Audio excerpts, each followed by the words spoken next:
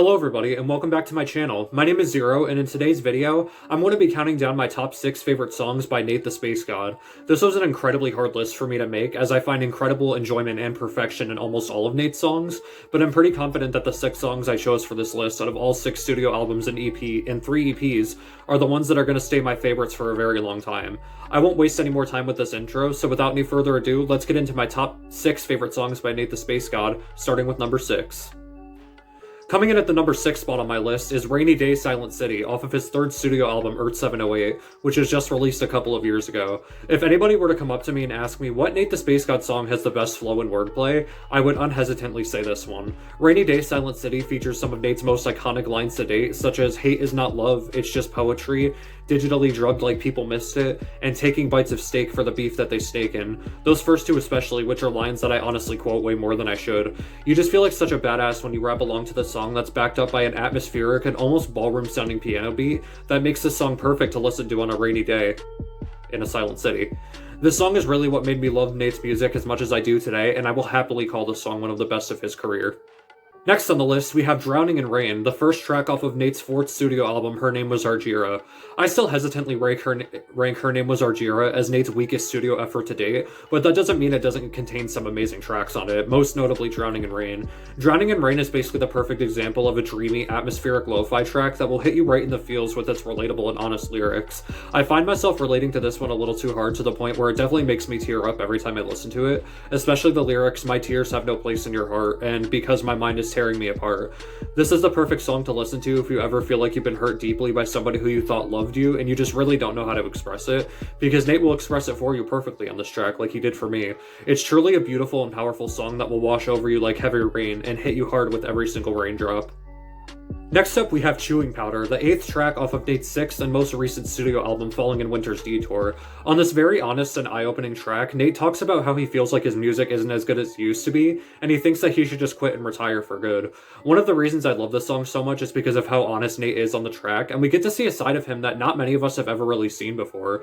Yes, he keeps making music and putting his heart and soul into every single song, but he doesn't feel like it's good or reaching out to anybody, and that's a feeling that I know a lot of musicians, including myself, have to deal with a lot when they feel like their music isn't enough. This song is relatable, honest, open, and I love when Nate gets personal in his music and opens up to the listener a little bit. Thanks to his raw lyrics and clever wordplay, his words feel genuine in this song, and it's a side of Nate I hope we get to see more in his future music.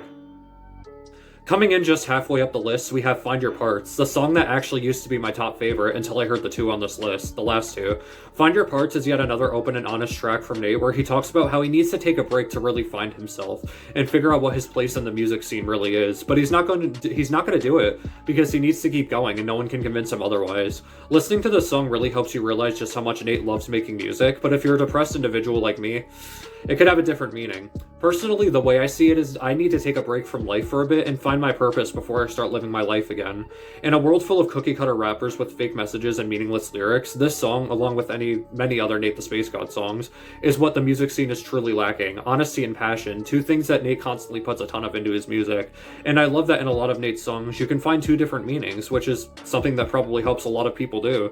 Like, it's probably very helpful for people to find two different meanings in a song so they can find out what relates to them best, and you can do that with a lot of Nate the Space God songs, especially this one.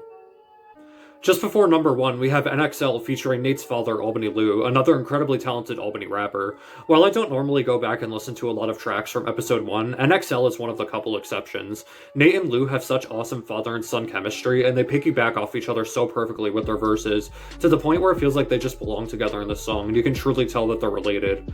In this track, you really notice more and more just how inspired Nate is by his father, and how their two styles work so well together, even if they are different in the end. This song is a perfect example of the phrase "like father, like son," and how one day, Nate is going to be just like his father and be the heir of his rap throne if he ever retires.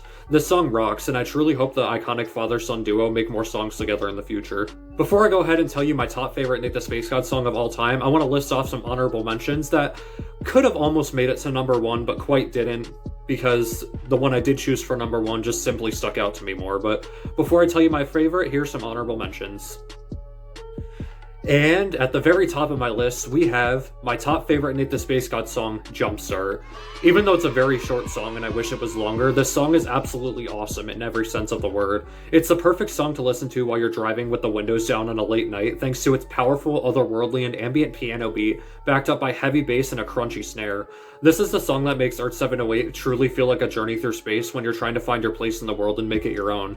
I have really nothing else to say about the song other than I freaking love it, it's awesome, and it's my top favorite Nate the Space God song of all time. And that's it. Thank you guys so much for watching my top 6 favorite Nate the Space God songs video. I really hope you enjoyed it, and I just want you guys to know that Nate the Space God is truly one of my favorite artists of all time. I take so much inspiration from him, and yeah, he's a really awesome artist, a really awesome friend, and I'm so absolutely incredibly glad to know him. And I hope that he enjoys this video too. So Nate, if you're watching this, I really hope you enjoyed this video. And to all of you other people out there, I really hope you enjoyed this video too. Make sure you drop a like on it, subscribe, let me know what your favorite Nate the Space God songs are. And until the next one, my name is Zero, and I will see you guys then. Peace.